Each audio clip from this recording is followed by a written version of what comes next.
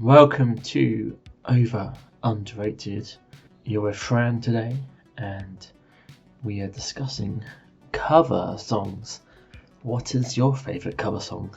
But whilst you're pondering over that question, feel free to listen to our 90-minute episode where we look at our overrated and underrated cover songs. We spent time working out what does a cover song mean, what does an overrated cover song mean, and we discuss each song accordingly and have a lovely conversation about music. So please listen to this podcast, and I shall see you at the end.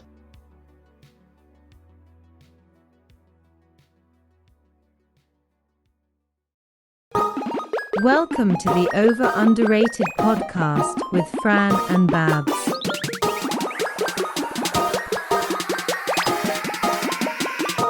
Is it over or underrated?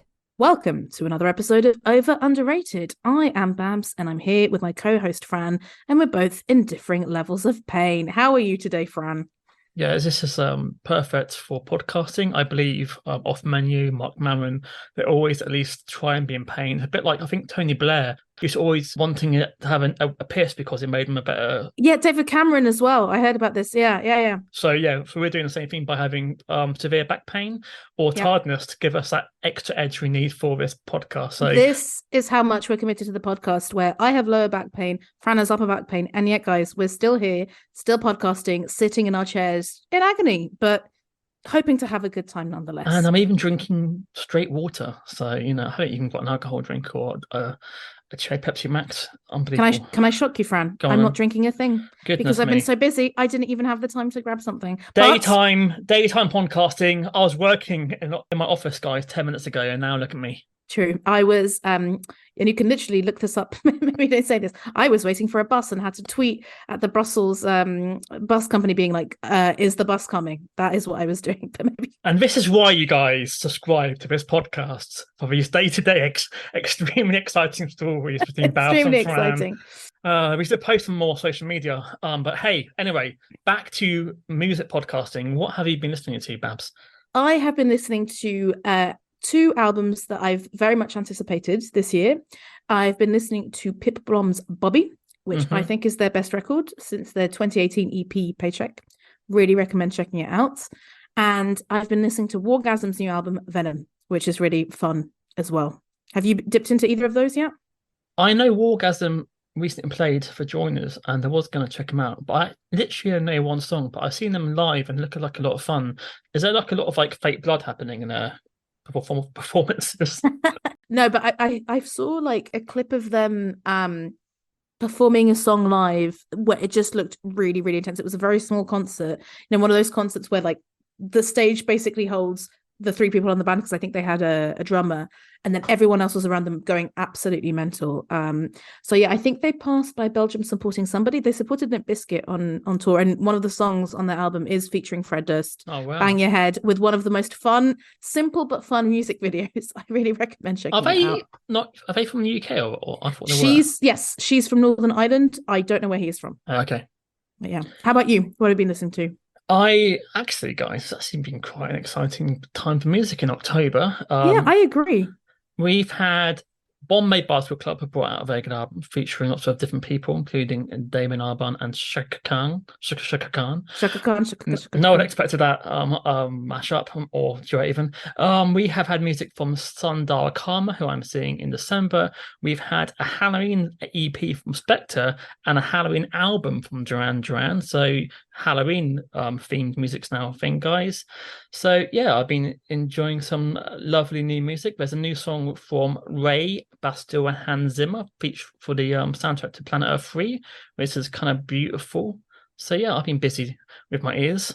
Glad to hear that. I might actually have the chance to catch Ray in Luxembourg live on the 20th of November, so I'll have to report back if I can do that. It is contingent on a few things. I did try and convince my dad, our previous guest, Paolo Mendes George, to come with me, and I showed him the video. He was like, "Yeah, this is good, but I can't really be bothered to go for a concert." So you only live once, guys.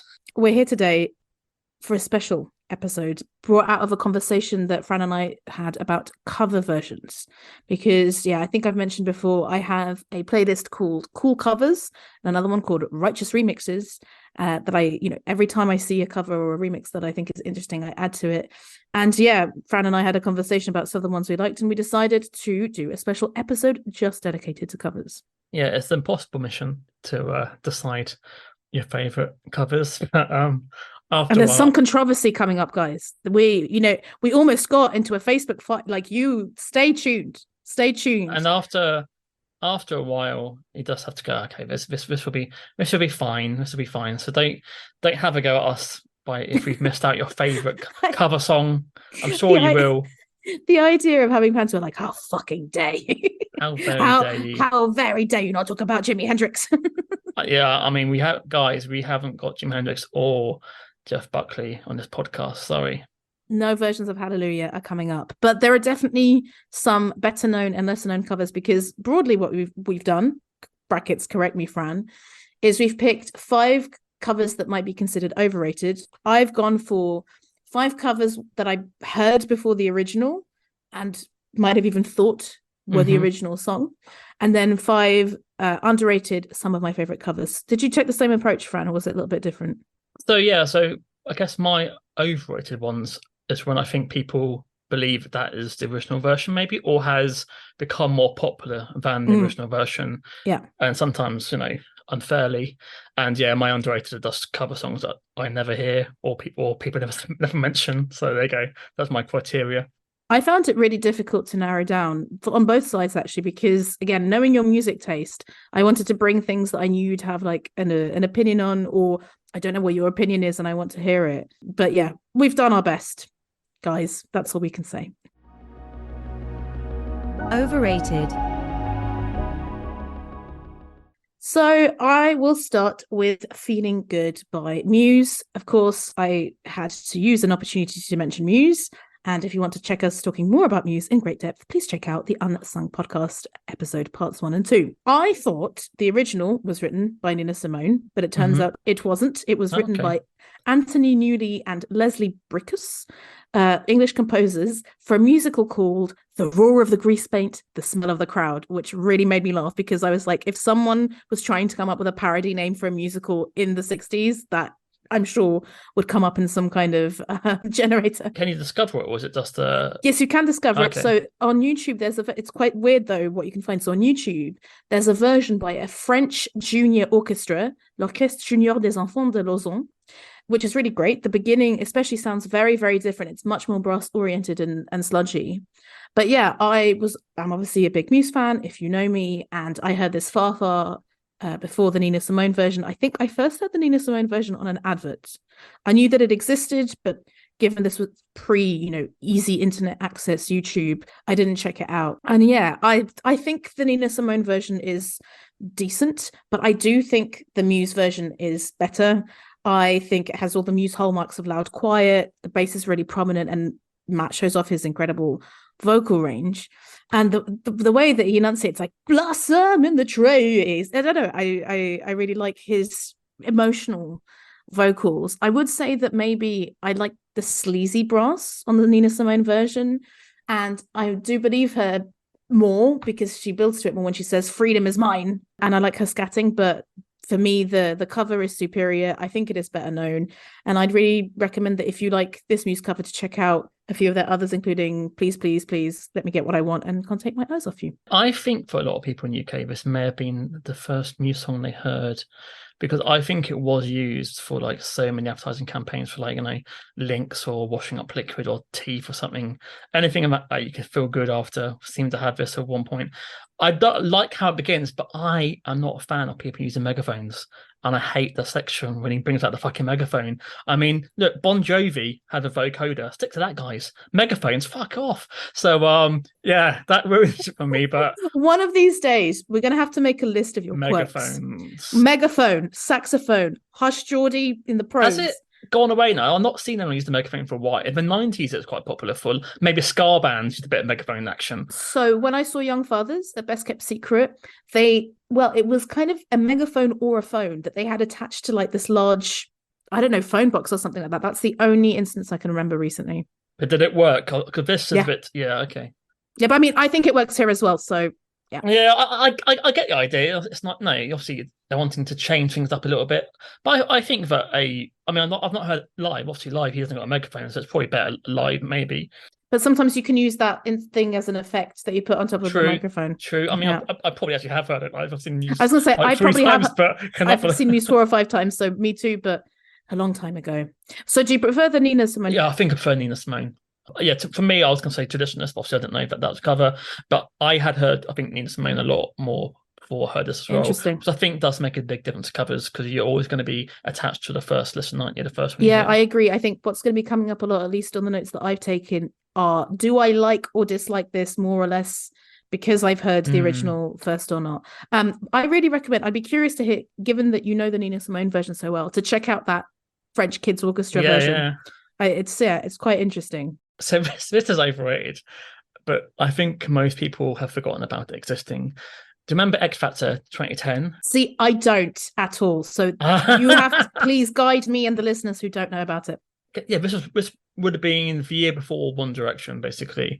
Yeah, so a lovely Geordie, Jerry McElderry, I think his mentor was, I think, Cheryl Cole back in the day. And yeah, so he won X Factor, and he famously came second for the Christmas #1 to Race Against the Machine. He was the unfortunate one for that campaign that happened to him. Yeah.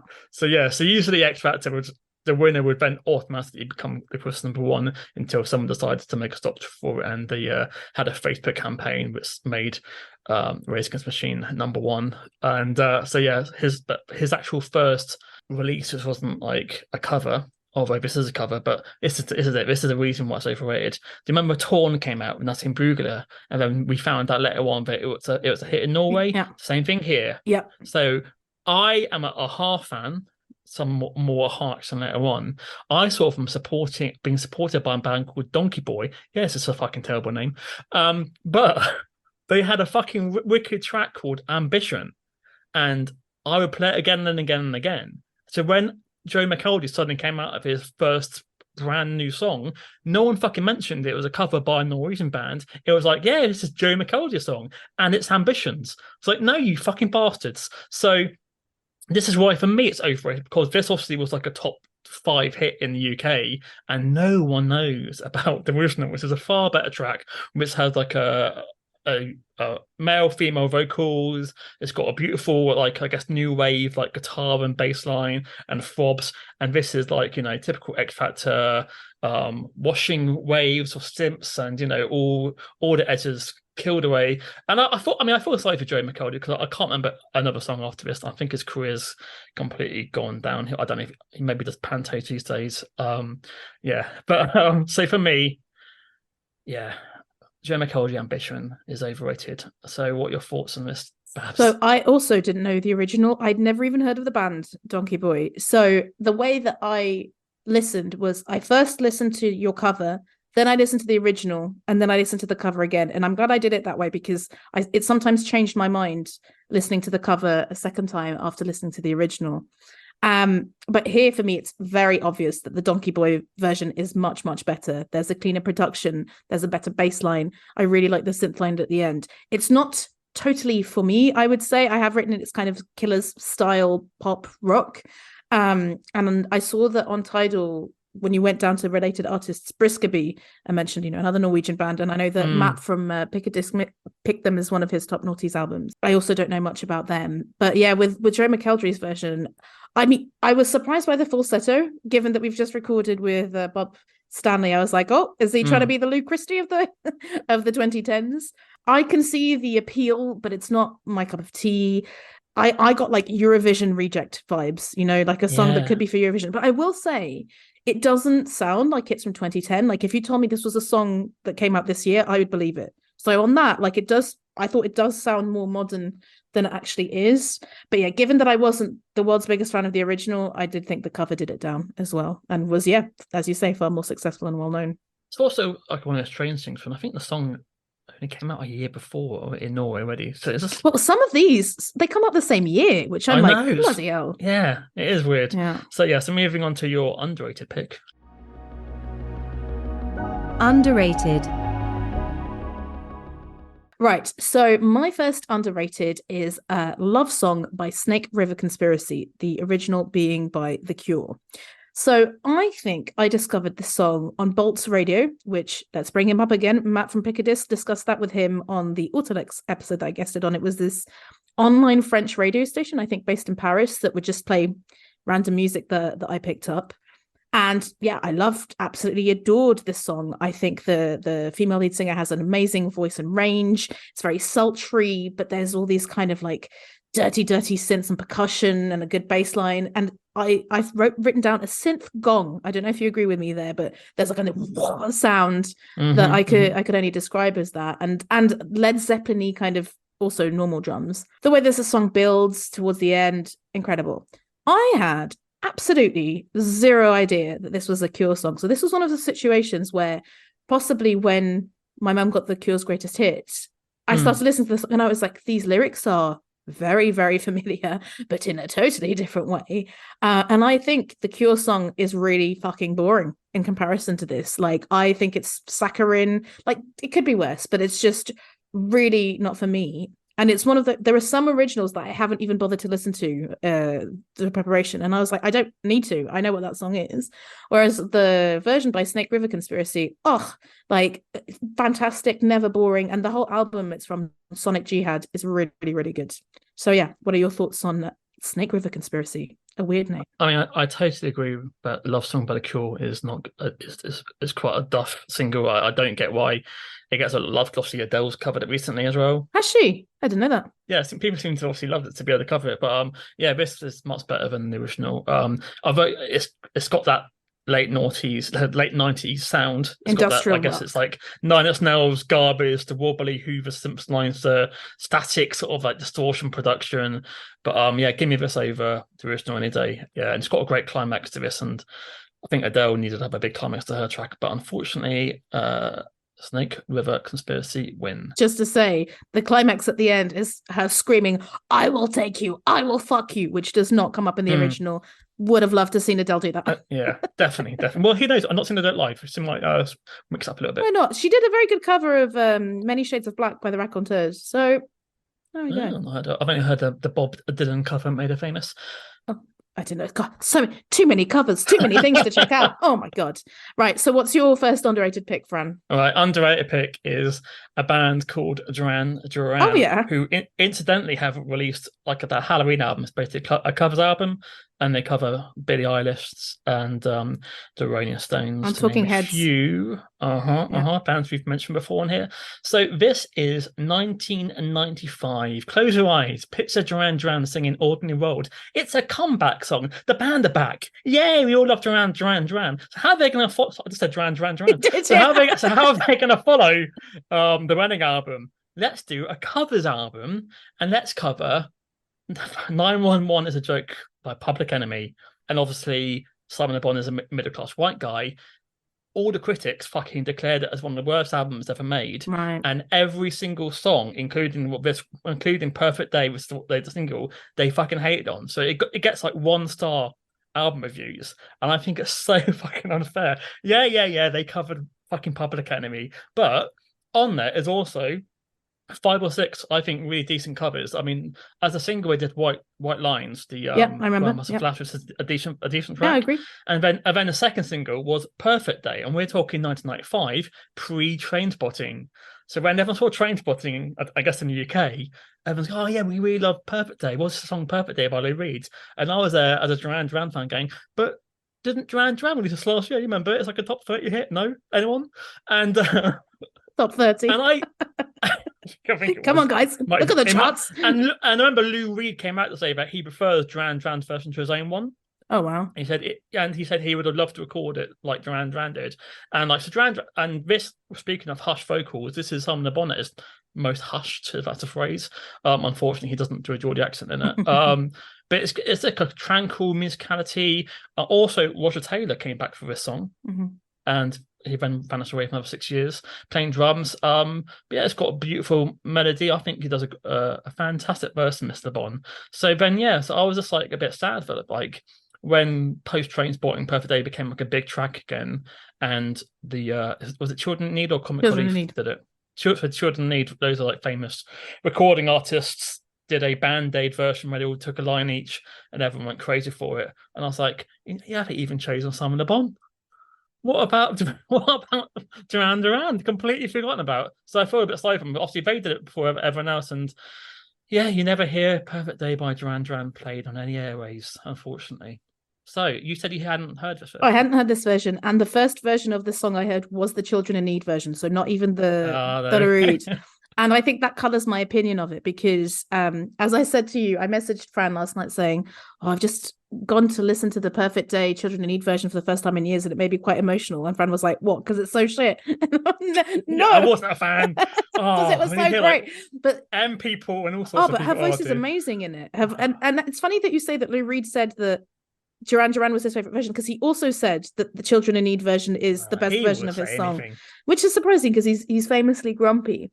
And yeah, it was years and years before I listened to the original. And the problem is when I listen to whether it's the original or the Duran Duran version, all I can hear is Bono and David Bowie and Heather Small from Men People. I can't remember. I remember like I looked for streaming just to check, and I couldn't find it anywhere, so I didn't include it. But I can't even remember the lineup. It's not on streaming, I think, because of the clearance that would be needed for all the different vocals. But if you go on Wikipedia, they list in order who the people are. But yeah, it's some funny choices. So you've got Sky from Morcheeba there. And I was like, oh, that's pretty cool. And you have some kind of blues singers that I've never heard of before or since. And yeah, only yesterday did I realize that the guy with the long hair going like this is Evan Dando from the Lemonheads. Yeah. I had no idea. That's a strange choice because like strange choice. We haven't had a hit for like 10 years. So having listened to the Duran Duran version before listening to the Children in Need version, I didn't feel like it added very much. I'm very sorry, Fran. I think there's some nice synth accordions. Again, I'm making up instruments, and I really like the harmonies that's added, which is what you get in the Children in Need version as well. That really elevates the song towards the end. Reach just what you so yeah, that's really, really nice. And then reach bit, yeah, the reach obviously that comes in much harder in the Children in Need version because you have that choir and Heather Small doing reach. But yeah, with this one I just couldn't disentangle it from the Children in Need version that I knew. I'm very sorry. Children Need 1, Duran Duran 0. Who'd have thought? Overrated. So what's your next overrated track? So my next overrated track is Tainted Love by Soft Cell. So the original was recorded by Gloria Jones, which I knew, but what I didn't realize is that she re-recorded it in 1976 because it started gaining traction in Northern Soul clubs. It was produced by her then boyfriend Mark Bolan. So it really surprised me that kind of the song was already a cover by the same person, but it just wasn't very successful in 1976. But Soft Cell recorded it in 1981. And I think, to be honest, obviously, I think most people think Soft Cell is the original. This, for me, is a perfect cover. I think the fact that it slows it down when it is a kind of woe is me love song, the hand claps and the synth bleeps to kind of make the points, make the beeps. Who knows? I think you know what I'm trying to say. And yeah, it's one of it's like I would categorize it as the one song I am never sad to dance to at a wedding because it very often comes up and I'm like, yeah, it's brilliant. I know all the lyrics. I think it's one of Soft Cell's highlights. I don't know too much of their discography beyond Non-Stop Erotic Cabaret, but I think it's a really, really great song. And yeah, it was interesting to read about how they used to play it live. Then they signed with Phonogram Records and they were like, you must record this as a single. And they were saying that, yeah, it was the novelty factor of a synth band, still very new. This is early 80s, singing a Northern Soul song. It was really gaining traction. So yeah, I imagine this is a song you like, Fran, or do you think it's overplayed? No, I still like this. And it's interesting, isn't it, how you can just do some simple changes and it becomes your own. Like, so the hand claps is what everyone knows. Like, everyone loves, and if you're at a wedding, everyone wants to do the hand claps in between.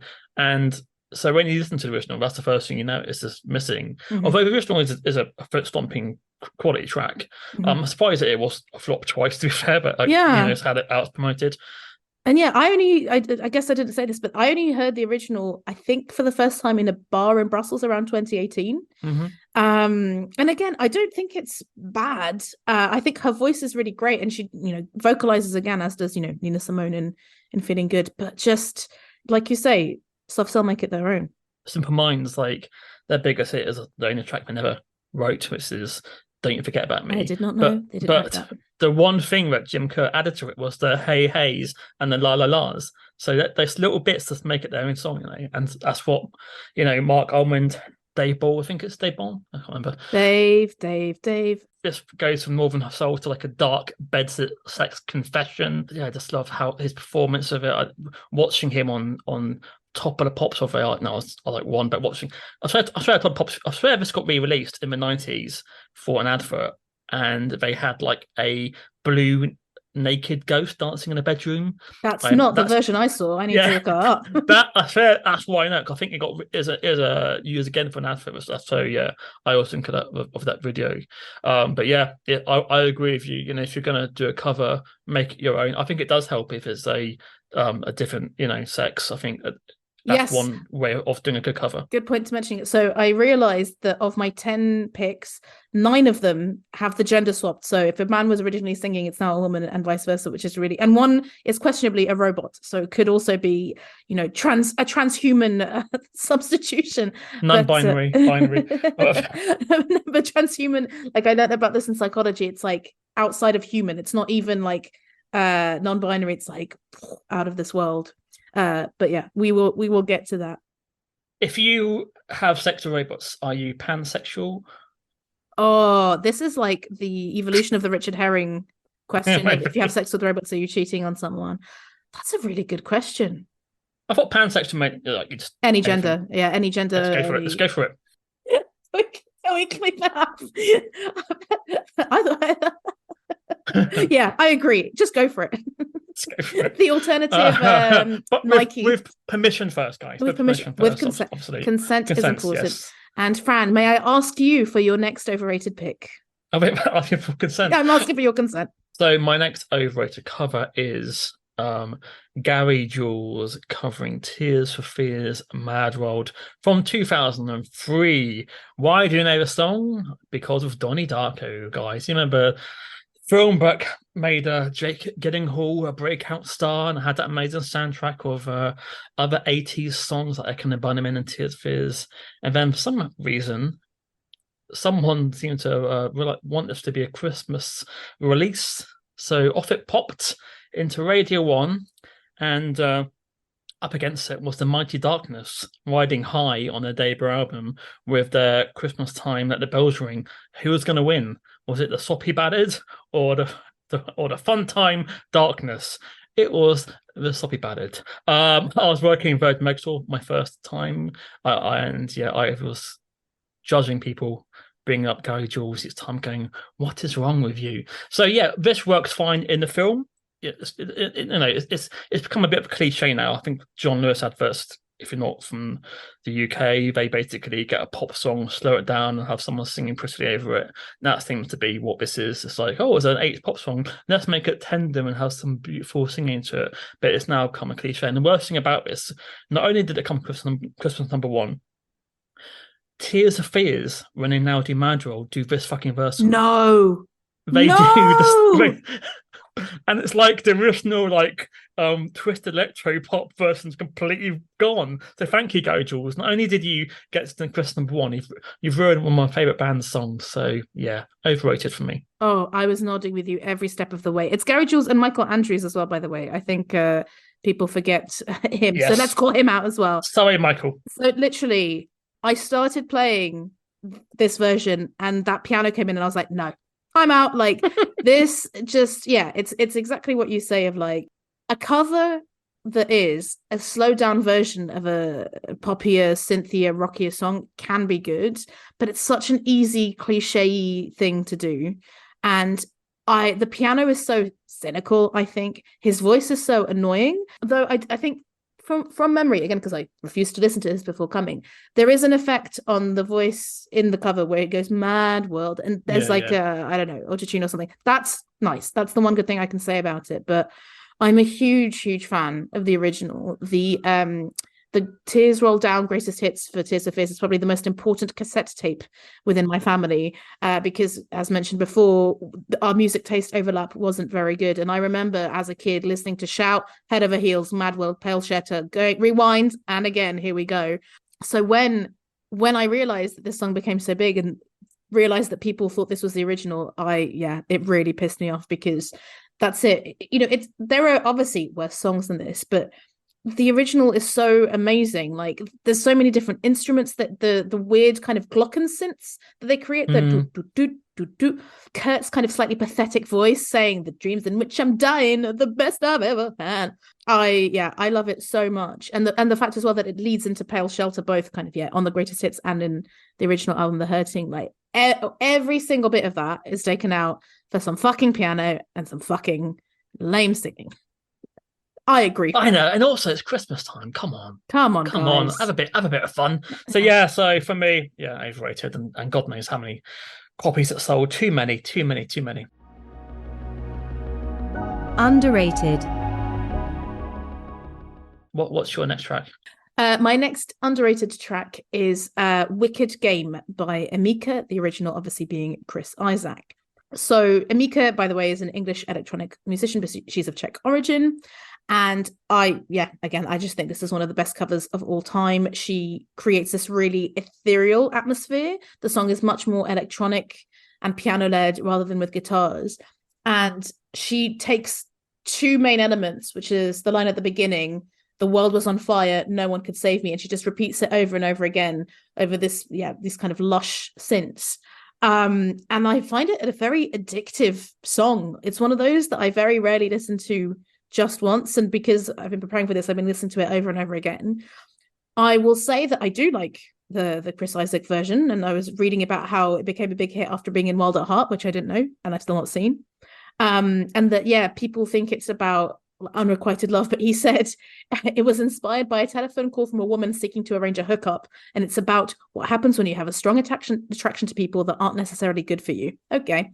I think Chris Isaak has an incredible voice, and that vibrato sleazy guitar hook is great, but if forced, I would still pick the cover version over the original. And I think there's other versions of Wicked Game. There's one by him that I listened to, which was really good, but I have no idea how I stumbled across this, but she's definitely an underrated artist. And that album, Dva, I don't know how you pronounce it, is worth checking out. What did you think? Yeah, it's definitely another song which is covered a lot. Yeah, it's hard for me to get away from the original, because obviously, it had such an amazing video, and, he had his Elvis Criff and his wobbly voice. Yeah, I hadn't heard this version. I see her name around. I don't think I've heard anything by her. But I think it maybe too treated her vocally. It's got a little, maybe too much production. So I think obviously his is very much a grounded, organic version. This is maybe but I do agree that if you're going to cover it, then yeah, fuck about a bit, enjoy yourself. I don't. I mean, if you're going to do a cover, don't make it completely different, because then, like, if you can't hear the original song at all, then why even do it? We will come to that. Well, yeah, but like, I think if you are going to do it, don't do it exactly the same. Either make it completely different, your own, or maybe do it so that it can't be compared to the original, because you're a guy, and that's a go. That's what I would reckon was the best thing to do. I think Tears for Fears covered My Mother Said to Get Things Done. Ashes, Ashes, there you go. And it literally sounds exactly the same. It even puts on the Bowie voice. It's like, well, just listen to Bowie, then what's the point of doing a cover? So so I think so I do enjoy this being different, but I find it hard to not to I wouldn't say this is better than the original, unfortunately. Yeah, with this one, again, knowing your music taste, I was like, it might be a bit too repetitive for Fran as well, because sometimes I feel like I very much enjoy repetition, and you have to enjoy repetition to enjoy the song for sure. But I think it's not just the music and the version that she's created, it's the atmosphere, because especially if you listen to them back to back, it's such a different atmosphere, and there is still that kind of longing. But I was just really impressed with how one can use synths for good. This is a band who have also covered Soft Cell recently. I say recently in the last 20 years. This is a who have covered Say Hello, Wave Goodbye, which is my favorite soft cell song. And we have a song from 1990, and they have covered the Everly Brothers. This is what I can't say of my speech impediment. Crying in the Rain. I apologize to anyone who's that was good. No, okay, there you go. Thank you, speech language teacher from 1985. So this was, I guess, the revamped Aha. They wanted to sort of walk away from the 80s synth pop / boy band looks. So in 1990, new decade, out comes like, the denim jeans, the longer hair, the plaid shirts. And yeah, the actual album it came from, I think it's called West of the Moon, East of the Sun, and it's a completely different band. Like, rather than having a synth keyboard, he plays like an organ. It's more organic sounding. Paul Savoy has like an Ed style guitar, which he uses in this track, like the style sort of guitar. I will tell you a story, guys. Tell us a story, please. You can forward this section. So 1996 is when I got into Aha because of VH1, I reckon. And I would like, because obviously I was a 16-year-old, I couldn't buy all the albums at one go. So every like 2 or 3 months, I would like find an album and then I'd buy it and be all excited. And in the summer of 1996, I fancied a girl called Mandy, and I went to the beach with her and a friend, and I bought this album from Our Price. And on the bus, we listened to it on my sailing Walkman with an ear each, and this song came on, and we both loved the song so much. And then I had a cherry Coke in the bag, and it's built on the inlay. So every time I open the inlay, I will see the stain of cherry Coke across the inlay, and I'll think of that moment, and I'll think of a song. So although to many people this may sound like a winter sort of song, to me it's summer 1996. I have heard the original with the Everly Brothers, and to me it's a bit too basic and a bit too schmaltzy. I think this is a mature version. Production-wise, it's fantastic. And I have a audio kink for rain in songs. Yeah. I fucking love the sound of rain and thunder. Yeah. So this starts off with rain and thunder, and then Morton singing. Oh yes. So yeah, it's Cherry Cola. It's British summertime. It's a brilliant Norwegian band. This was, I think, 13 in UK. So this is the band fading away. I think it was maybe like a hit in some countries, but yeah, this was a band who are on the decline, and you will never hear this song on the radio in the UK. I don't know if you hear it anywhere else. I didn't know this song. I think it's miles better than the original one, and I believe the Everly Brothers even gave Aha their guitar to say thank you for doing a better version. But yeah, it's blissful, and the videos were directed by Steve Barron, who did Take On Me, who also did the video to Teenage Mutant Ninja Turtles. Wow, what an introduction to a song. What more do you want? And now, what more do I want? I would like to know what happened with Mandy, please. What happened? How did that end? She broke my heart, but she did get me into indie pop. So she got me into Manson, guys. So okay, thank you, Mandy, for getting me into indie and taking me away from Aha. Shout out to Mandy, sort of. So I didn't know this song at all. So obviously I didn't know the Aha version. I didn't know the Everly Brothers version. I loved the intro. I was like, oh God, this is so atmospheric. I think the harmonies are beautiful. Is it Morton harmonizing with himself, or is there a backing singer? I think it might be. I mean, Paul, when he did it live, does sing, but he's not as good as it is on the CD. So I got a feeling it's Morton. I mean, Morton has one of the best voices in the world, I would think. But as it continued, I started liking it a bit less and less, because it went into, sorry, Fran, it goes into Bruce Springsteen-esque territory in the bridge, and then again at the end, there's that piano that I don't really like. So obviously I listened to this first, then I went to listen to the Everly Brothers version, and of course, now that we have Bob Stanley's books, I did go and read about the Everly Brothers, and Bob does say that he thinks they're the most underrated act of their era. So make of that what you will. I actually preferred, Fran, the original version, because it's out of town. We should say it's written by Carole King and Howard Greenfield. Exactly, it is. Yeah, very good point. Because the Everly Brothers are not my kind of thing normally, but there were so many elements that I didn't like with Aha, whereas with the Everly Brothers I was a bit more like, fine. So that's why it's not that I think it's like so much better, it's just that I think that the elements that I don't like in the Aha song bring it down. And especially, I was so excited when I heard that beginning. I was like, oh, this is going to be amazing. And I was so happy that you picked an Aha song because I know you're a big fan. And then I was like, this isn't quite what I was looking for. It's a bit hands in the air. I'm as you've put your hands in the air just now. And I'm terribly sorry. Yeah, I mean, I hear you too with that guitar. I don't ever think of Bruce Springsteen. I guess, yeah, that piano was kind of, that was like a 90s sound. That's fine. I mean, when they do it live, they sometimes do a duet with a female singer as well. Oh, that would be really interesting. So check it out. But yeah, I just think as a cover, I never hear this. People always go on about "Take on Me" and blah blah blah. But exactly, and like they definitely, there's that criteria. They make it their own. That is undeniable. But it just depends what you like as though.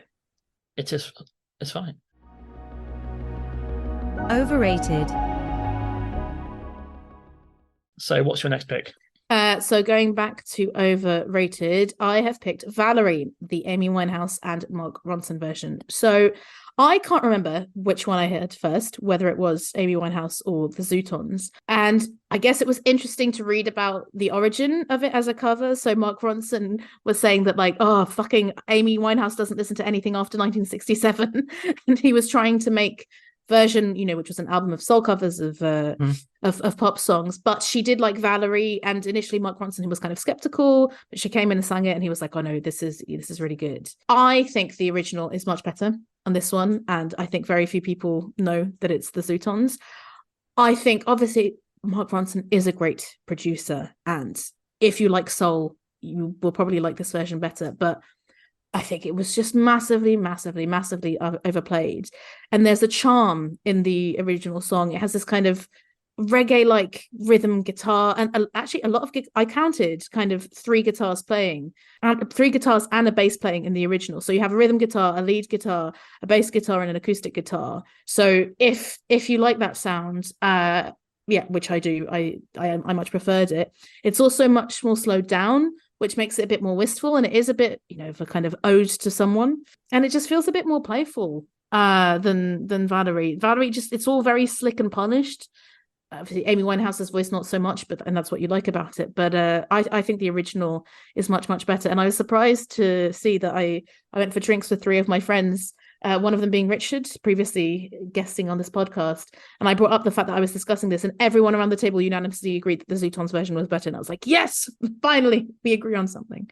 But yeah, what do you think of Amy Winehouse's Valerie? I think it was like pretty decent hit. It wasn't like unknown. So I think it was maybe like a top 10 hit, maybe. But like, I think this was their second album, and I think they had this as a hit, and then they kind of like bombed away. But yeah, I prefer the Zootons, and I'm not even a Zootons fan. I mean, but the reason I don't like Amy Winehouse version is because I don't like the horns after she says Valerie. The do do do do do do that annoys me. And the original version, after he says Valerie, it's got a great guitar part. So I think chorus wise, the Zootons fucking take it. Like verse wise, yeah, I mean, I like Amy's. I like the Motown bass guitar sound, the dum dum dum dum dum dum. But the chorus for Amy Winehouse is annoying, so definitely prefer the Zootons. And what also pisses me off is like back to the X Factor, when every fucker would cover this song, they say, "Yeah, I'm going to be singing Valerie by Amy Winehouse." Yeah, and how pissed off would the Zootons going to be going? What? We had a fucking like top 20 or top 10 hit, if bastards. It peaks at number 9. Yeah, it's a top 10 hit. It wasn't that obscure. So, yeah, that kind of annoyed me. So, yeah, I agree again. Good, we're agreeing. The poor Zootons. Yeah, and I would say I think an underrated song from that era is Why Won't You Give Me Your Love by the Zootons. Mm-hmm. I really love that song. And I'm not like the world's biggest Zootons fan either. But I just I love his gravelly voice, the delivery. And I will say, a lot of songs that I haven't listened to in a while, now that I have Tidal and it's a much better sound quality, I didn't realize that in the Zootons there is some brass. There is some brass in the background. I much prefer that subtle level of brass than the all-out on the Mark Ronson version. Okay, so my next overrated pick is a band called No Doubt with another 80s cover. We've got so many 80s stuff with It's My Life, originally by Talk, one of my favorite bands of all time. Why do I not like the song? Because I adore Talk, and this was a lazy cover because they had a great hits coming out, and Gren was busy doing a solo album, so had no time to write a single. So it's just a cover, and the other choices were going to be either this, In Excess Don't Change, another of my favorite songs, or Question of Lost by Depeche Mode. And I wish they did Question of Lost because that's a song that not many people know. And I think they could have done that in version for it. But yeah, they have not given anything to It's My Life by Talk because I think Mark Hollis is one of the best vocalists of all time. And then the rest, yeah, it's got a great bass line, but it sort of lacks. I don't know. There's some sort of mystique and majesty about Talk, and yeah, this is fine. But what hurts this version is at the end she does like a weird backing vocal where it sounds like she's drunk some sort of cocktail, and she's like, I can't, you know what I mean? Like she like sings like weird version of herself going, "It's my life." And yeah, and it drives me insane. But yeah, I mean, it's not the worst song ever, but the fact that again, people who are younger than me thought this was a No Doubt song, and to this day, have they ever found out that it's Talk? Who knows? Because I don't hear Talk on the radio. I think if you're like a proper like a muso, then obviously Talk, but I don't think that many people who are just semi music fans are aware of It's My Life by Talk who are under 40. Who knows? See, I'm surprised because obviously I think you put your playlist in a random order, whereas I think I put mine 5 overrated, 5 underrated. So I actually thought you might have thought this was a good cover version because I think this is a good cover version. Although I feel like a lot of your frustration comes with the fact, which I can understand, that more people know this version than the original. I really like the production in this song because I think they've taken a weird pop song and made it a bit more commercial, but I don't mind the way that they've done it. Like the synths are great, the bass sounds great, and I think her voice sounds good, and it is very different to Mark's. I really love Mark's voice, and I really love the original version. But what I quite like about the No Doubt version that is removed from the Talk version is that da-da, they remove that. And I find that a bit annoying. It's like the one bad part of the song. I want the the bass. I want the bass and the singing in the chorus, but that in the verse is a bit annoying. That's removed, and for me the production sounds better. So for me, I'm like, well, you're introducing the song to a whole new generation, and that's not a bad thing because it might not have been known otherwise, which is totally contradicting myself in what I said for the Tears for Fears, but I acknowledge that. I'm still a Talk newbie, so I know It's My Life. I got obsessed with Such a Shame, really obsessed with that song when I discovered it. But yeah, I don't think this is too bad. That's the end of part 1. It's an S-Pod thing, the podcast revisiting S Club 7's insane TV show. Yeah, I can't imagine anyone's binge-watched this, anyone who's not on drugs. Thank you for bringing this into my life. It was honestly, truly appalling. Guests helped me analyse the show in more detail than anyone ever asked for. It feels weird to me to say the phrase sex object in a show that was aimed at 6-year-olds. Do you think there's one of the problems with this show is that 7 is too much? It's an S-Pod thing from Great Big Owl. Underrated. So what's your next pick, please? So my underrated pick is Drag Me Down by Weaves, the original being One Direction. So the One Direction song is one of 2 One Direction songs I know, the other one being What Makes You Beautiful. And I think I saw the One Direction song on VH1 or something like that, and one of the few times that I stayed in a hotel and it had a music TV channel. And I thought, for a pop song, this isn't bad. So I knew the original before listening to the cover version. And I think this is a brilliant example of a rock cover of a pop song. Wargasm previously mentioned, they've done an amazing version of Something Kind of Ooh by Girls Aloud. Caveat, check it out. Weaves, at the beginning, they make it minimal, funky, sludgy. And I imagine that Jasmine, the lead singer's vocals, might sound grating to some, but I quite like them, especially because she harmonizes with herself, even sometimes quite atonally. But whether she's singing by herself or, with all the layers, I really like it. there's like a ridiculous amount of instruments and sounds on this track. It breaks it down at the end in a very Talking Heads style way. Really great percussion and bass. And you can absolutely hear that it's Drag Me Down by One Direction. They haven't transformed it completely, but they've thrown everything in the kitchen sink at it. And I think it's a really great version. When I first heard this, like, I couldn't remember the original. I knew the song. And I was like, fuck, who is Where this? do I know it from? I had to Google it. I'm like, oh, yeah, fucking... So it's One Direction, and I'm a bit of a One Direction fan. Obviously, not that much because I couldn't remember the song. But yeah, do you know the Moldy Peaches? That's exactly who I thought of as well, Kimya Dawson. Yeah. So it's a bit Moldy Peaches. I'm not a great fan of her vocal, although I did think the outro was very good. I enjoy the outro to this track a lot. So the outro is better than One Direction, but unfortunately, I'm going to go for the OG. I'm One shook, Direction.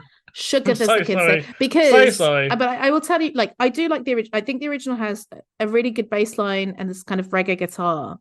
But what I think it's really missing is harmonies. Like the harmonies in the One Direction song come towards the end, but for most of it, it's just them singing one line. And what I really like in the Weaves version is that it's not like that at all. But each to their own. But in the video for One Direction, they're in the space station with robots. So did we do automatic that? win. Are we doing that? I will also say that Weaves do a really good version of Power Out by Arcade Fire. Oh. And I would recommend one of the songs that I got absolutely obsessed with, Take a Dip, is one of my favorites. And yeah, just to say they're a Canadian band. They're based in Toronto. I think they've either broken up or the lead singer Jasmine has left. And I didn't realize this until I was researching it. And I went to listen to one of her songs, Find the Light, and I really enjoyed it. So if you liked this cover, I really recommend checking out more Weaves and more Jasmine. Jasmine with a Y.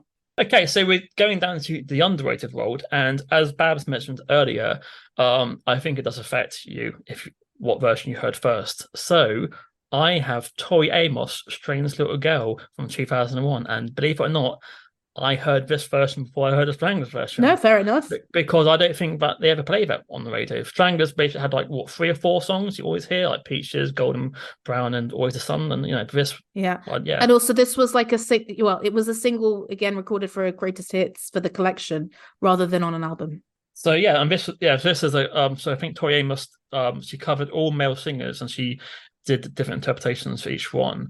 And I just heard this, I think it must be MTV as a single, and I thought, I quite like the new Tori Amos single, and then found out it was the cover song. And listening to the original, I think like a bit like the Zootons, I think the verses, I'm happy with both of them, but I prefer how Tori Amos sings the chorus to Strange Little Girls because she climbs rather than Hugh Cornwall. It's a bit more like Strange Little Girls, how are you doing? Strange Little Girls, how are you doing? But Tori would like she keeps climbing and gives it a bit more. So I mean, obviously it hasn't got the keyboard playing from Stranglers, but I do enjoy the guitar. I like the production on it. I'm not a Tori Amos fan at all, really, but yeah, it turns out this was a single only in Germany. So God knows how I saw it in MTV in the UK. So yeah, again for me, looking at the YouTube comments, she gets a lot of hate for the song. Really? Oh, is it arsehole toxic? This is again, check out our Stranglers episode where I talk about how much I hate the fact I love the Stranglers. Yeah, I mean, no one's mentioning her. No, of course she's a woman, but everyone's going, "Oh, I hasn't got the keyboards." Okay, here's the keyboardist again. Dave Greenfield, yeah. They keep saying, "Oh, without Greenfield, it's nothing." But it's fair and it's fine. So yeah, so I've not heard the song since I heard it back in the day, so I think it's maybe underrated. So I did know the Stranglers original. It's not one of my favorites of theirs. I think it's fine, but I hadn't heard Tori Amos's version, and what I think it does is absolutely. She makes it her own, and it is pure that era of music. I think it's 2001, the album. She even named her album, as Fran mentioned, of all the cover versions, Strange Little Girls. So, clearly she was a fan of this song. In Tori's version, I really like the harmonies and how they sit alongside the guitar and drums and percussion, especially. But unfortunately, Fran, I will say that I do prefer the Stranglers version because of Dave's keyboard. Even the chorus, though, because the chorus isn't like keyboards in the chorus, is there? I'd have to think about it. But I love Tori going the rapture. That bit was quite beautiful. I do like how I think you're correct that Hugh Cornwell is one tone, whereas she gives it more variety. But again, it really is just the kind of the keyboards that make it for me, because there's a flavor, a charm that isn't in the Tori Amos version. But again, maybe, you know, it's not a bad song. I didn't mind it, but like you, I'm not a particularly big Tori Amos fan. The only songs of hers that I really listen to are the Armin Van Hayden Professional Widow and Caught a Light Sneeze, which I had forgotten about. I went to look at what songs I'd saved. That's a really good song. Would recommend it. But I will say that I enjoyed checking out this album. I'd saved Enjoy the Silence by her. Mm-hmm. And the one that's the most interesting, I thought, was the Slayer cover version. So she does Raining Blood, which, as you can imagine, is very, like, she does it in a very quiet, acoustic, atmospheric way. Overrated. What's your next pick?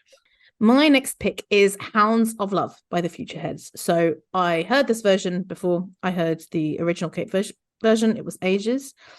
I think this song is really, really good. The harmonies at the beginning, they sound much more like their dogs, sound much more like dogs than Kate Bush's dogs, because they go oh, whereas Kate Bush is going not the same. They do better dogs. I love how it starts that sparsely, but then the triumphant guitars come in, and the percussion that they have as well towards the end, and the extra drums to match those also kind of tribal drums in the Kate Bush version. I much prefer their melody line of "Take your shoes off and I will throw them in the lake." Much prefer it to the "Take your shoes off and I will throw them in the lake," which not such a fan of. And the fact that they don't hide their Sunderland accents at all. Now, when I did eventually hear the Kate Bush version, I was like, oh, okay, this isn't bad. It's got a cello, which is definitely what's missing from the Futureheads version. But I do much prefer Hounds of Love by the Futureheads. And I listened to the album it came from for the first time in ages. It's a pretty damn solid album, in my opinion. What is your opinion? No, the debut album's decent. I unfortunately saw them on the second album, which is bollocks. Yeah, see, I haven't gone beyond at all, and Yeah, I'm it's like, not good. maybe I should, but maybe not. So yeah, before everyone was covering Running Up the Hill, we have Hounds of Love, which is maybe what Kate Bush's last proper pop song, probably. Oh, I don't know enough about Kate Bush to make any claims. But yeah, so people are, it's obviously back in 2004, it might have come out in 2005. This is the actual single. 2004. I've got There's a lot of debate. What's better, this or? And I think they're both exactly the same. So this is the indie floor filler with the oh and the finger bleeding strumming instead of the cello. But yeah, they both make my heart pump. Kate Bush has got like a majestic voice, and it's a classic video. It's a classic song. So yeah, but did you listen to the Kate Bush? Did you listen to the Kate Bush version first? Yeah, I was a fan of. I think I had the greatest hits when I was like in my late teens. So yeah, I wasn't angry when the Futureheads came out to cover the glorious Kate Bush. And yeah, I'm happy to hear either version. Whether I'm running around to my indie filler songs, or if I'm just in my kitchen trolling around like Kate Bush, I'm happy both ways, guys. Both ways. I will also say that you should absolutely check out the Futureheads version of Acapella by Khalees, which is purely cool acapella, and it is incredible, and it is on Tidal. Yeah, I think they did a whole album acapella, didn't they? I mean, Futureheads. I was like, were they a kind of barbershop quartet before becoming musicians? And I read something about, so two of them are brothers, which I didn't realize. So the lead singer and the drummer are brothers, and I think the drummer bought a guitar the lead singer then just stole. Which is like, that's harsh, but hey, it worked out in the end. But yeah, I really enjoyed rediscovering the song, because I will say it was quite overplayed at the time, so I would understand if some people felt like that. What I would also say, and I would be interested to hear your take on this, Fran, after you listen to it, this album came out in 2004, which was the year before Silent Alarm by Block Party. I think they have the Silent Alarm guitar sound a year before Block Party, especially if you go and listen to Le Garage. The guitars that start at the beginning sound exactly like the guitars from So Here We Are, and I would have never made that connection in the first place. But did Block Party steal from them? Well, I mean, people say that they both stole from The Wire and Gang of Four. Yes, so. of course. That's what people would say. But true. But yeah, I guess Block Party may be a little bit more pure on their first album with some of the parts. But yeah, I'm a fan of is A to B and Le Garage. Decent Days and Nights. Decent Days Nights, classic track. Yeah, I was a fan. Anyway, moving on to my next track, When We Collide from 2010, or to everyone else who's a fan of the song, Many of Horror? Is it Many? Many of Horror, yeah. Many of Horror. So speaking of One Direction, this was the year where they came third to Matt Cardle, everyone's favourite busker. Famously, Harry Styles said, "You're going to get, is it loads of pussy?" or kind of what the actual official phrase was. So for his winning song, he covered Biffy Clyro, and controversially, this was a Biffy Clyro song that had already been released that same year, which takes some fucking balls. He renamed it to When We Collide to be more X Factor, because you can't have the word horror in an X Factor song. Imagine. But yeah, so again, I was like confused because I wasn't the biggest fan of X Factor, but I watched the final, and when he sang this and called it When We Collide, I then thought, this is Biffy Clyro. Don't people know this is Biffy Clyro? And it seemed like no. I guess Biffy Clyro were on the rise. They weren't maybe as big as they were now, but they're kind of a little bit popular. So I thought, you've got some fucking balls to be covering a song which had already been released in the charts. And what happened was that the Biffy Clyro fan did an internet campaign to try and get Many of Horror to become Christmas number 1 instead of this. It got to number 8. It got to number 8, which isn't bad. But what is interesting is that afterwards, Simon from Biffy Clyro said that he doesn't like Matt Cardle's version and he regrets giving him permission to do it. Oh, so he did give him permission. Okay, I guess effort. Yeah, but he regrets it because he thinks he's completely. He said he prefers his own version, and he says Matt Cardle can't sing his song, and he regrets giving it to him. And also he said he never knew that there'd be a key change added to it. He would have refused a key change. So yeah, I mean, this isn't my favorite Biffy Clyro song, but it's, again, I'm annoyed that there's a generation who think this is Matt Cardle and are unaware of the Biffy Clyro original. And yeah, I heard the Biffy Clyro version because I'm a fan of rock music more than Matt Cardle. But also, what also was annoying is that Matt Cardle was kind of like, because he played guitar, it's like as if he's like an edgy pop star. And also the young blood of his day. Yeah, and I'm going to do Biffy Clyro, a rock band, but obviously he then stripped it away of any of the rock part, and it just became another fucking X Factor ballad. So yeah, for me, overrated. What are your thoughts?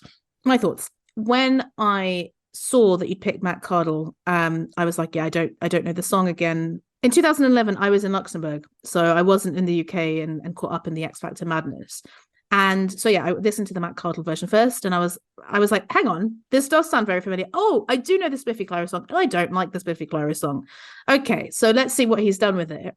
So I do think he has a great voice, and I don't think it's too bad until the chorus. Mm-hmm. Okay, and then I'm like, oh yeah, it's not. Then there's the second time around the chorus comes, there's some strings that I'm like, yeah, you're trying to make this sound epic in a very cynical way, and then the fucking key change and the bells come in, and I was like, Jesus Christ, like it is the John Lewis whatever tick boxy kind of version of it, because yeah, I'm not a huge fan of the original. I don't like how the strings are used, nor the mix of acoustic or electric guitars. Didn't even finish listening to the Biffy Clyro song, but I don't think this adds anything to it. What it does add, maybe a bit like the Aha song, I'm like, what it adds, I do not like. So I couldn't possibly say that it's better than the original. Underrated. Okay, so on to your next song. Right, Wax and Wane by Deftones. Now, I've picked this song. I could have picked any one of their covers. I could have picked The Chauffeur. I could have picked No Ordinary Love. I could have picked Please, Please, Please Let Me Get What I Want, because this is the other band that covered them.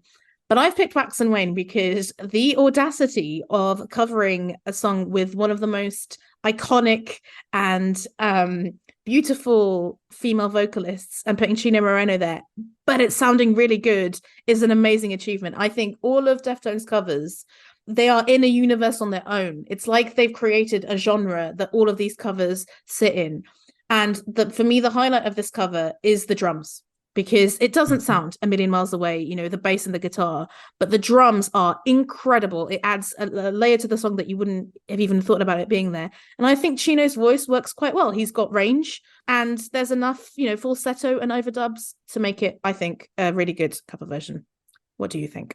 I had to double check to see who's singing because, like, I don't think I've ever heard Sheena sing like that before. Because, like, he almost sounds like he's doing a Robert Smith impression in a way. Yeah. I mean, I actually think that most of the songs I like by Deftones are covers. Yeah. I mean, they're really good. Yeah, like they covered Duran Duran, Depeche Mode, and obviously, big fan of my music. Yeah, I adore the guitar sound. I'll put down fantastic percussion performance. They create their own unsettling atmosphere. I prefer it to the original. The original has that Martin Hannett sort of like joy and sound. It's a bit too sparse to me. This gives it extra layers. I think this is definitely better than the Cocktail Twins version. So yeah, go Deftones. Keep doing covers. I don't know. Yeah, actually, I hadn't thought about which one I prefer. I would put them on an equal footing, I think, just because I love Elizabeth Fraser's voice so much. She's incredible. But when you hear the Deftones version and then you listen to the drum machine in the Cocktail Twins version, you're like, oh my God, that is so much more boring. And yeah, I think this is one of those examples actually of a cover that isn't a million miles away from it, but it still does create something different with just a few tweaks. So yeah. Maybe if you listen to the Cocktail Twins do it live, they might have an updated drum machine or a drummer. Yeah, maybe so. I've just done Overrated, so I will discover an underrated song for you. I don't know how to pronounce this. Maybe you do. Is it Marsho? I would say Marsho. Yeah. Marsho. Okay, so I am choosing Marsho featuring James New covering a Depeche Mode and B-side called Now This Is Fun from 1982.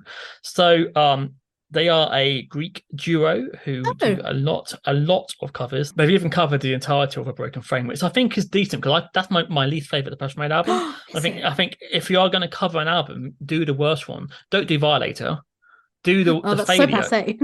So because it's like the films, like don't fucking remake a film that did well. Do a film that had a good idea but failed because that's more interesting, isn't it? You give it another lease of life. So they have covered. Now This Is Fun. This is the B-side to See You. I think this is a better song than See You, to be fair. And they have, I don't know why, or I can't find anything about it. So James New is the lead singer from the landfill indie Mumra.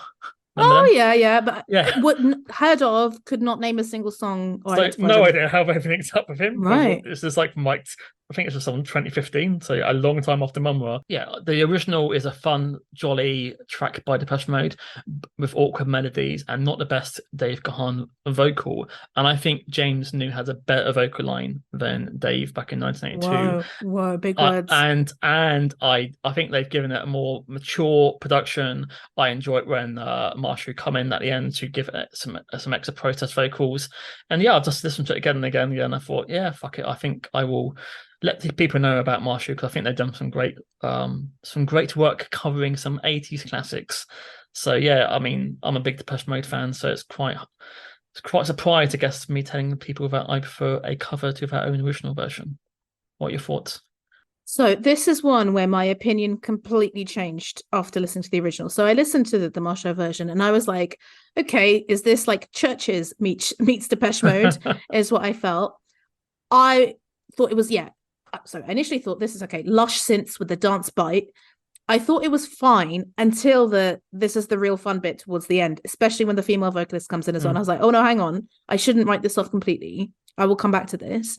And because with Depeche Mode, with a lot of their songs, I know them, but I can't always associate them with a particular album just because normally I listen to Depeche Mode an album at a time and I'm listening to it, I'm not paying attention to track listings. It's that kind of band.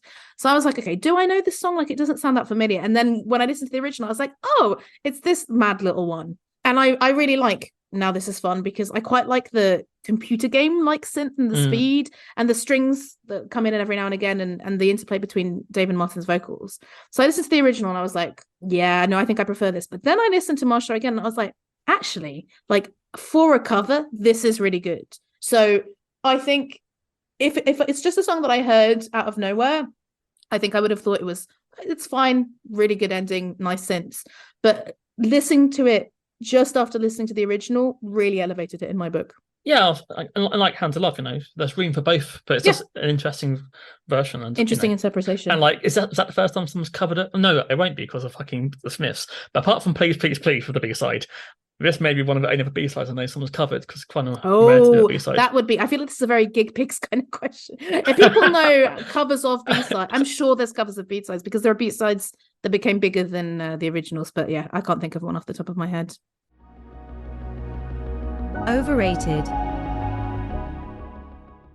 So my final overrated pick is Heartbeats by, I'm going to say it the Spanish way, Jose Gonzalez, even though he's Argentinian Swedish. So this song was played to death. And for the longest time, I thought this was the original. Then I started getting into The Knife, heard their version. I was like, oh, that's funny. They've done a version of the Jose Gonzalez. And I was like, oh, no, hang on. This is the original. And this is so much better than the original. I love in the original her vocals. The synths are so lush, but like the percussion is also amazing. I don't know if it's a steel drum or something. So the original has like all the elements that make it great. The cover version was in 1,000,001 adverts. It has one very repetitive guitar line, which you don't feel like that at all in the original, because the original, the percussion comes in and out and other synths come along. He does have a very nice voice, and it is absolutely like the brief of he's really made it his own. But I think this one, it just strips too much away from what makes the original great and was played to death. So yeah, as a Swedophile, I knew the original version back in the early noughties, and then I knew this version in 2003, and I think it didn't come out until the Sony TV ad maybe a couple years later with the balloons. So that became like the thing. So this, I like both versions, because like The Knife was like the daytime version, and this Jose Gonzalez was the nighttime version for when you're on MSN. Do you know what I mean? BRB. You had your nighttime playlist on Winamp. So I think this is fine. And what I do think is a bit sad is that I think Jose Gonzalez has a song called Crosses, which is a really good song, and I don't think anyone can name his original tracks, because he also, and that's I think that's a bit of a shame, because I think this has completely overshadowed all his actual music. He's kind of like the Argentinian Cat Stevens, isn't he, really? But so like Future Heads, I can deal with both depending on what time of day. You're not angry. Okay, just me there. And I'm not angry about it. Yeah, I'm sure The Knife are happy, because it's different enough for me to enjoy both, But I am a fan of The Knife as well. I should probably listen to some more Knife. I'm not listening to The Knife for a while. I also feel like that. Silent Shout is the only album that I've heard in its entirety. Maybe we should do them on a future episode. But yeah, what's your next pick? I will go to Overrated. And I'm going to say The All Saints, Under the Bridge, 1998. Again, why cover a song that was like a #1 hit across the world like only 5 or 6 years beforehand? I don't think many people had forgotten the song. So yeah, it's called Under the Bridge, and they've managed to delete that section of the song where he goes under the bridge downtown. I guess because he's referencing taking heroin, and maybe they thought, let's not sing about that. So the favorite part of the song has been deleted. So therefore, we're left with a very, very 90s sound. I guess, is it semi R&B production maybe? With I've put R&B / trip hop. Is it a sample guitar line they're just repeating? Or I don't know if it's new or not. And then it's a bit too downbeat for me. Yeah, I remember the first time I heard it, I thought, oh dear.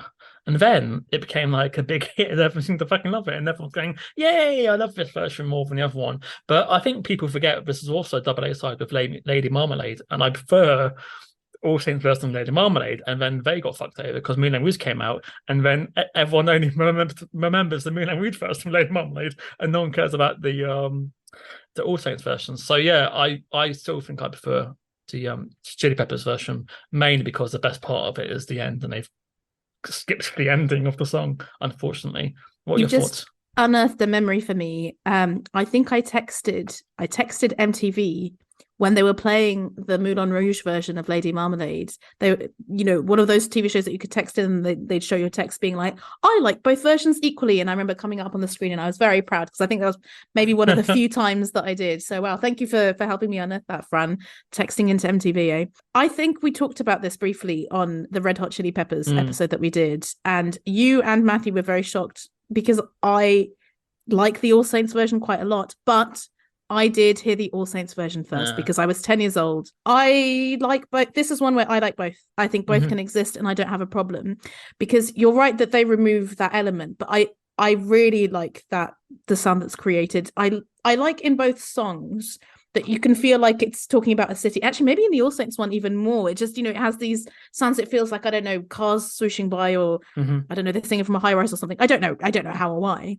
And what I think it does add is the harmonies at the end, that I don't ever want to feel like I did that day. And you're taking a song that has quite an epic other harmony in that section, transforming it completely, and I think it still works. So I'm happy to have the Saints and the Peppers in one team playing football. Who knows? It wouldn't be football. It'd be baseball or something like that. So yeah, I like both. Yeah, I never hear Lady Marmalade, but All Saints, unfortunately. Lost in time, lost into the 90s. Underrated. To leave our most controversial pick to the end, do you want to go for the next one? Yeah, so a bit like your track earlier with the, is it Emika? Emika, yeah. Emika, yeah, you weren't really aware of the other work. So I, at one point, dabbled with Amazon Music, sorry to all of the anti-Bezos fans out there. And every Friday, like Spotify or other ones, they give you like, hey, try these new songs. And so I popped on. And then like this cover of Whole Lot of the Moon came on by this band called Moss Wild. Never heard of them. And then I thought, okay, I'm a big fan of the What Boys Whole Lot of the Moon. I think it's a classic. So you got to have some balls to cover that song, especially from an indie band I never heard of. And but actually, this is actually quite good. So basically, they're taking away the raw edges of like the Water Boy songs to paint it with like synths and I guess indie band guitar lines. But I think he's got a really decent vocal line. And what is interesting is that when it hits the bridge unexpectedly, it then morphs into the Who's Baba O'Reilly, and then goes back to the outro with like from the Water Boys, when it's like, you and a hole on the moon, you came like a comet. That section it hits you hard. And then then I put it on again, and then after like 4 times, I thought, actually, I'm really enjoying this cover from this random band. And then I realized that my account was going to run out in 2 days' time. Yeah, so I then had to pirate this onto the internet so that I could hear it post Amazon Prime ending. And yeah, I listened to some of the songs today, and they're perfectly fine in the band, but they've got like less than 4,000 Instagram fans. Are kind of small, unfortunately. And I think it's a weighted cover, because you can only listen to it if you follow me on social media and I give you a link, or if you have Amazon Prime and you randomly decide to listen to a cover of the Water Boys.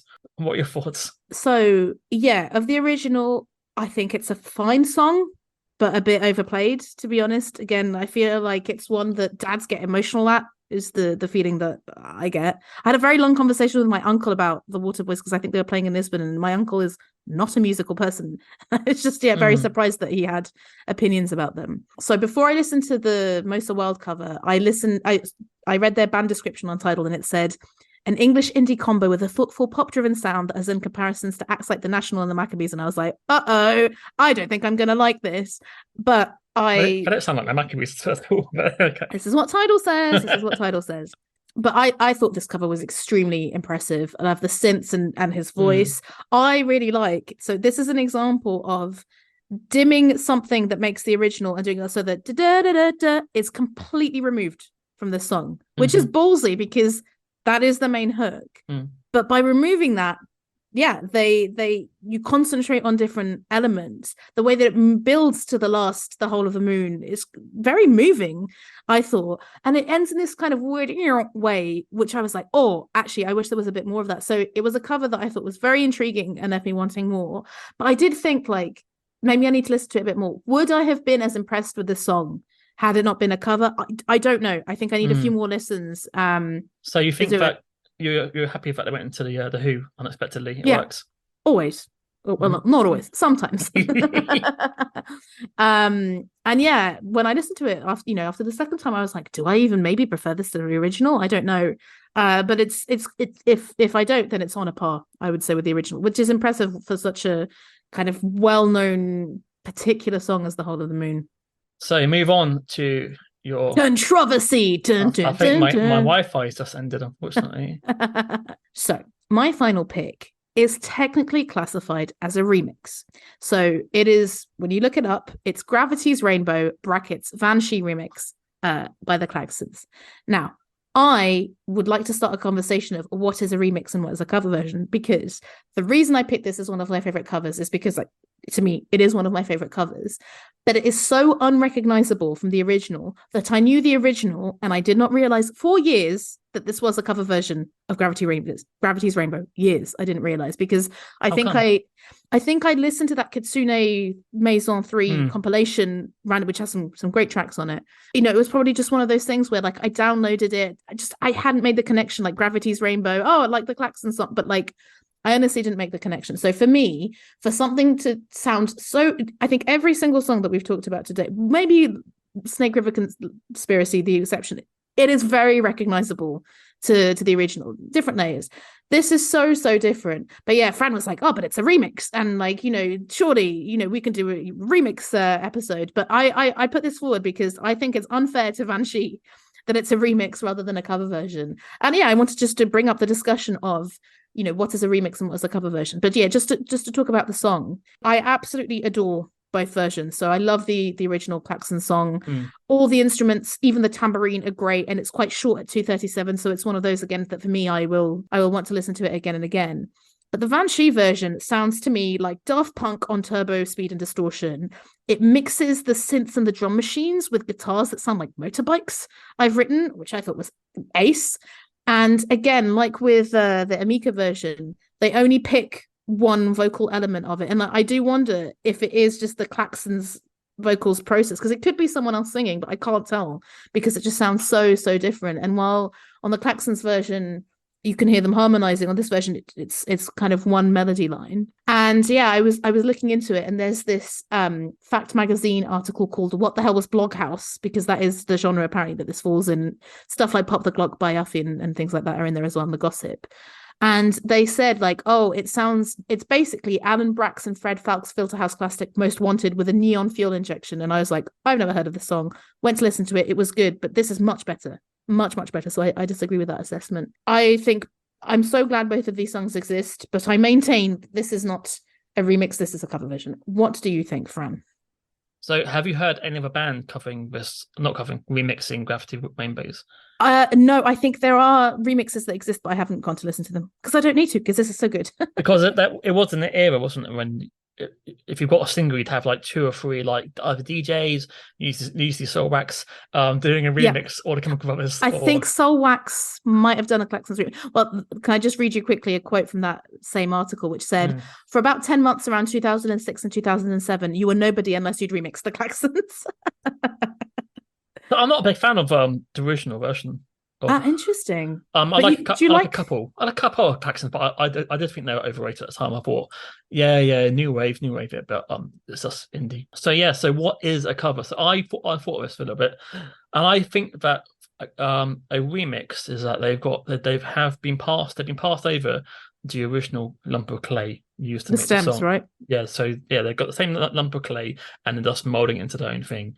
A cover is a brand new piece of clay. So I'd be interested to know what from the master tapes has been reused in the song, because obviously they've fucked around with it massively. So it'd be interesting to know what have they actually used from the original Klaxon song in the first place. But yeah, I mean, I put down, it's very much the noughties French electro. It's that like sexy, sick bass and drums. I enjoyed the electro mashup, and yeah, I would say this is better than the Klaxons version. I was going to ask you, yeah, interesting. It's quite a long song as well. But yeah, but so I thought, like, regarding do you know Goldfrapp remix Halo for Depeche Mode? Yeah, I might have heard that because it might have been in a Facebook group that I'm in. So in that, Alison, I got her name. Oh, me too. Yep. Alison from Goldfrapp. Yep, she sings a different line in the chorus of Halo. So she's added her own actual vocals. This is quite rare to do in a remix. You don't tend to remix by adding your own personal stamp in it. So that, I guess, would sit across both, really, because it's maybe Goldfrapp covering it, but they basically got the master tapes. So yeah, so I thought that would be an interesting thing. Can you have a cover and a remix at the same time? Well, if we do a remixers version, you should bring that one in. So yes, I would say for a cover song, I think that they have to the original material passed on. But I would say this is better than the Claxons, and I can't think of any remixes with stuff from the last 15 years. So is that me bad, or is that because we don't have CD singles anymore with B-sides? I don't think it's just that. I think it's because we don't. I'm speaking for myself. I don't listen to bands as obsessively as I used to, or it's much rarer for me to do so. So if I was into a band, like I would be like, I'm so into this band now, I'm going to check out all their B-sides and their remixes and everything like that and kind of give patience to it. But I think increasingly, I just don't have the patience to do that. But I think, like, did the Kills have a few remixes maybe put out recently? Like, that's it. Whereas I think the Barbara of 2008 would have been like, oh, the Kills have some new remixes, check it out. Now I'm like, I'll go and listen to the album, but unless the album is spectacular, I'm not going to go down that road. So I guess there's two things that happen. So one, there's the death of the single, and also two, the death of the indie disco, because I think there was a time when you could play like an indie song with a dance remix, and that's a big thing. And I don't think, well, definitely in the UK, I don't think that will be in demand anymore as much as it used to be. So the old remixed indie song has now faded away because indie music's no longer in the charts. I but guess. Do you know what I think this has just come to me? I think what has replaced the remix is speeding up and slowing down songs on TikTok. That is massive. Again, Switched on Pop. I think I've mentioned this when we talked about Ray in a previous episode. Switched on Pop have a whole episode about it, which is fascinating because they unlike us, because they have the clearance or whatever, they play the music. So you hear Escapism, the normal version, sped up, slow down, and how like that's it. You can now, I guess, edit music yourself to do that. I'm also thinking that, again, on TikTok and other things, mashups are still popular. So I think we discussed the Macarena Gold Digger mashup. Like that was pretty big fairly recently. So I think that mashups are still going strong. But yeah, remixes, I think you've got a point there. Maybe not as like B-sides, maybe just not as common these days. What are your final thoughts, Babs? My final thoughts beyond cover versions and remixes are that I'm about to head out to go and do karaoke. And it's the second time in a week, thanks to life. One was a birthday party. One is just, we're friends who like karaoke. Let's get together. And the whole day I've been thinking, what songs am I going to pick? So I met up with some of the friends who I'm going with earlier in the week, and we decided that if it's there, we're going to do BYOB by System of a Down, because I think it's going to be a lot of fun, and we've done Toxicity and Chop Suey before. And we normally also do In the End by Linkin Park, but I think we're going to go for Crawling this time. Oh, you got to really get your vocal cords to that one. Vocal cord, yeah, I've got to drink some water before I head out. I also would like to do Running Up That Hill by Kate Bush, which I did on a boat from Sweden to Finland, and a very, very drunk Finnish couple then made friends with me because of it. A story for another time. But yeah, I've been thinking about karaoke songs all day. I think we've touched upon it before, but Fran, what are a couple of your go-to karaoke songs? I've done Common People in Ibiza. Not Man Mission. If you said Girls and Boys, okay, but Common People, that's the funny one. Yeah, you got to go for something with a kind of like one note. It's Pulp's I can do Pulp, and I've done Just Can't Get Enough. I've done that a few times, and then maybe one of the other last times was I was in Tenerife and I did The Look by Roxette. Oh, good and one. The Russian barmaid said, "Oh, thank you so much." Nobody else thanked me, so okay. Big in Russia. Okay, good to know. My go-to, I think I mentioned it before, is All That She Wants by Ace of Base, because it's quite a satisfying one, and I just harmonize at the end. I go, so it's quite fun and a bit show-offy, but hey, I'm a bit of a show-off. What can I say? I will finish by saying that at the last karaoke session that I did, we surprisingly finished with Like a Prayer by Madonna, and that was a really good alternative to the Hey Jude or Bohemian Rhapsody or Wonderwall, because it's a song that builds, and I thought that maybe not everyone would know it, but actually it was quite a diverse group of people, and everyone got really involved. Yeah, it was really good. So I recommend that. I will say one of my life regrets was being at festival, and they had the gospel choir karaoke. And I was gonna when you have a full gospel choir and you sing with them, and I was almost gonna sing The Killers. I've got soul, that one. What's it called? Yep, good. I've got a soul, but I'm not a soldier. This is that how one. tired Yeah. I can't fucking remember any singles. So yeah, because I thought that'd be fucking amazing to have.